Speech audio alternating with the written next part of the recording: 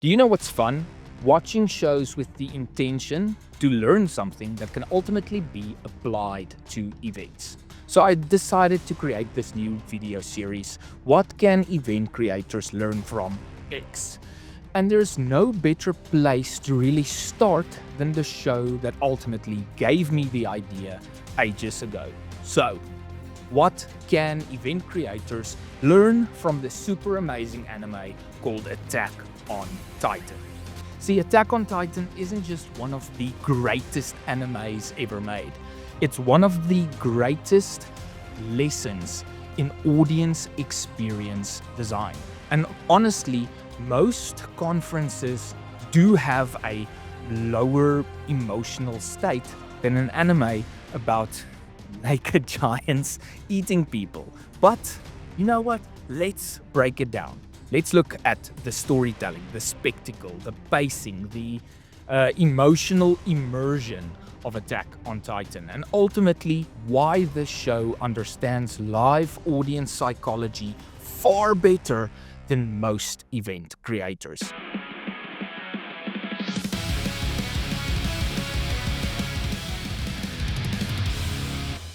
The very first episode teaches us something massive about events. Scale matters. And that's not budget, it's scale. There is a difference. Attack on Titan constantly makes humans feel small. The walls, the titans, the landscape, the music, everything is designed to overwhelm the audience emotionally. And the greatest events ultimately do the same thing. Think about the best live experience you've ever attended. Not the most expensive, the ones that make you feel something ultimately bigger than yourself. That is scale. And Disney does this brilliantly. Apple does this brilliantly. Even Formula One does this brilliantly. The audience must feel that they stepped into a brand new world. But too many events feel like, you know what, here's a stage and some LED. That is not immersion. Ultimately, you're just creating a 3D PowerPoint. The power of anticipation. Attack on Titan understands something most event agendas completely ignore. Anticipation is more powerful than the information. The show constantly delays reveals. You hear about the basement for years, but nothing happens. The mystery builds tension. The tension builds obsession. Event creators, we often reveal everything immediately. The agenda, speaker lineup, content, surprises, every single detail is revealed. No mystery, no curiosity, and ultimately no dopamine hits for our brains. Now imagine if your event behaved like something episodic, storytelling, a drip feed information to your audience, create theories, build speculation, engineer anticipation. Marvel mastered this, anime mastered this, gaming mastered this. Meanwhile, some events still market themselves like a dentist appointment. The doors open at 8, cool, riveting, and you will be leading with some sensitivity and pain, but you know what? Thank you. Music is an emotional weapon. Let's talk about the soundtrack, because Attack on Titan weaponizes music.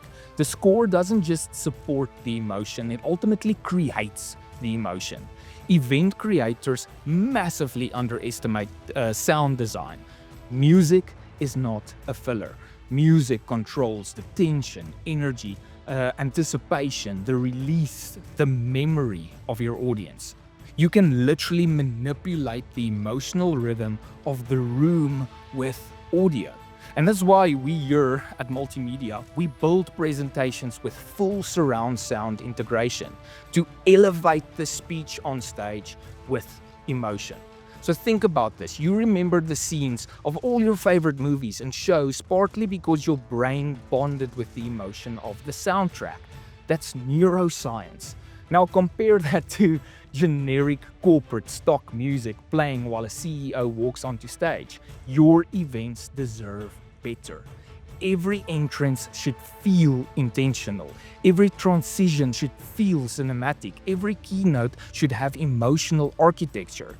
Attack on Titan understood this assignment. Pacing is everything. Here's where Attack on Titan becomes this masterclass in event flow because of pacing. The show constantly alternates between chaos, silence, a reflection, action, and mystery, but ultimately the emotional releases. The variation is what keeps audiences locked in. Events often fail because they stay emotionally flat. Speaker, panel, lunch, speaker, panel, networking. Congratulations, you've created something generic. And Attack on Titan understands this rhythm. The quiet scenes matter because the intense scenes exist, and the intense scenes matter because the quiet scenes exist. Your audience needs emotional contrast. If everything is hyped up energy, nothing feels like hyped up energy. Every main character has a purpose. One of the reasons people obsess over this show is because every single character matters. Every side character feels intentional. That's exactly how event ecosystems should work. Every speaker, host, technician, a performer, the MC, front of house staff, every single touch point should feel like it's part of the same universe. An Attack on Titan doesn't feel random, it feels designed. Too many events assemble instead of ultimately crafting or creating.